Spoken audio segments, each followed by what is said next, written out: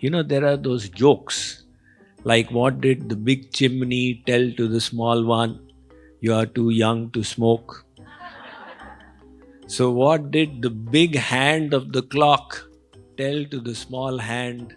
I'll be back in an hour. Right? So you go to Swarg and you're going to come back when the pious merits are depleted. One guy was going on a countryside drive and the road was headed towards a bridge. So there's a board just before he was entering the bridge. The board said, "Do not enter." But he did not listen to it and he said, "Why not? Let me go." And he reached ahead and saw that the bridge was broken. So he turned around and he was coming back. And on the other side of the board, which had said, "Do not enter," he saw it was written, "Welcome back, I told you so." So likewise, Sri Krishna is saying, now we have to believe God, right? First of all, He is God, and then He's given us the Bhagavad Gita. We have not seen Swarg, so why not believe somebody who has created it? He is saying, look, Arjun, you'll go there temporary. You do pious deeds, you go there to enjoy the consequent, the merits, and when the merits are depleted, you come back. Like very often they send, some space station, etc. out as a satellite and it starts orbiting. And then at one stage it comes and falls back. So it's likewise with the soul as well. You do so many good deeds and then go up.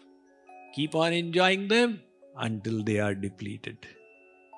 So going to the celestial abodes is not the goal of our life. It is the goal of less intelligent people. In fact, those in the celestial abodes, the Devatas, they are looking at human beings and they are saying, "Oh my God, these souls are in the free will zone.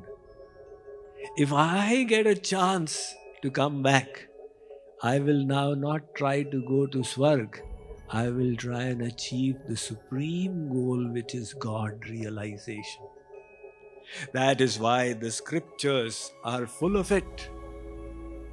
Bhagavan Ram explained to the Avadvasis, "Bade bhag manush tanu pava sur durlabh sad granthan hi gava." He said, "O residents of Ayodhya," this was a lecture by Bhagavan Ram. So in the Uttarkand, there is only one such narration of Ram giving a lecture to the Ayodhya Vasis. Ek baar Raghunath bulaaye Guru Dwij Purvasi Sabai. The lecture was announced, all the creatives were WhatsApped and flyers were distributed in all the different stores, etc. And all the Ayodhya Vasis came to listen to Bhagavan Ram, and Guru Vasisht also came. All the Brahmins. And in that lecture, Bhagavan Ram is telling them, "Bade bhag manush tanu pava." O residents of Ayodhya, by great good fortune, you have got the human birth. Surudurlabh sadagranthani gava. The granthas, the scriptures are glorifying the human birth. That it is sur durlabh, even the celestial gods yearn for it, they hanker for it. So we have got this human form and we are trying to go to the celestial abodes. And the celestial Devatas are saying, if only I could get the human form again, then I would try to achieve God realization. Why? Because they cannot increase their account. The only thing that happens is minus, minus. They don't have the right to do fruit-bearing karmas or purusharth. So in the human form, that purusharth is available. Whatever you do, you'll reap the results. That is why in the Ramayana itself, in the Uttarkand, Garudji asks Kagbhushundi, Prathama hi kahu nathmati dhira sabte durlabh kavan sarira. Maharaj, tell me first of all, which is the most precious life form that one can attain? Because if we realize the value of this life form, we will not misuse it. Say, my God, so precious. And it's coming to an end. It's going towards death. Whatever little time I have, I must definitely utilize it. How to motivate yourself? Realize the value of what you have got and you'll be filled with motivation.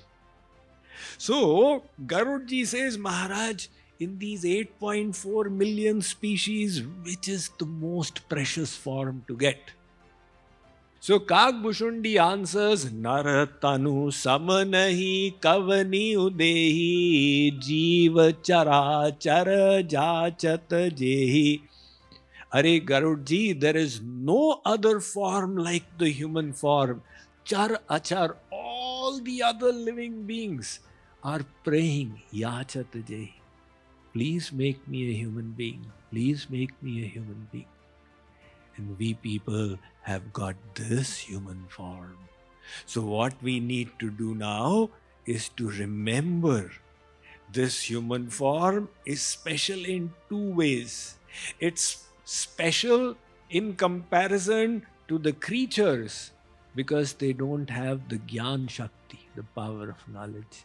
It's special in comparison to the celestials because it is endowed with Purusharth, the ability to do fruit-bearing karmas. All the pathways are open.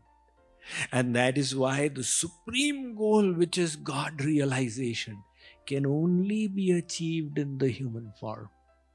And that is the reason why all of them pray that I wish to achieve the human form. But the problem is that it is passing away and we people are careless. One fisherman, he went out in the morning, early before the sun had risen. And he took his net and sat by the riverside, thinking, let it become a little dark and then I'll cast my net. But as he placed his feet in the water, he felt that there was a bag under his feet. And that astonished him. In the dark, he could not see anything. He picked the bag up, put his hand in, and it seemed that some smooth thing was there in it, round, some pebbles maybe. So he took one, chucked it. It fell into the water, plop. That sound was pleasing to his ears. So he took another one and chucked it. And then he took another one and chucked it. And he had chucked 24 stones into the water. The last and final pebble was in his hand. By now there was enough light to see what was going on. He cast a glance, what is it that I am throwing in the water? And he was taken aback by what he saw. It was a priceless jewel. He said, what? God gave me 25 of these. In my ignorance, I threw 24 away. How unfortunate I am.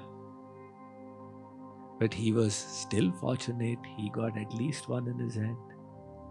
More precious than that is the human form we have received. And what are we doing with it? That is a question we all need to ask ourselves.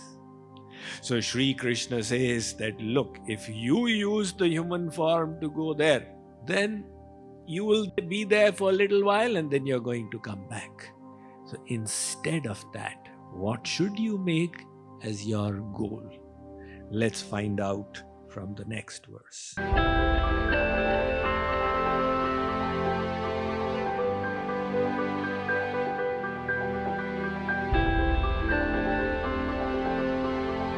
Arjuna Uvacha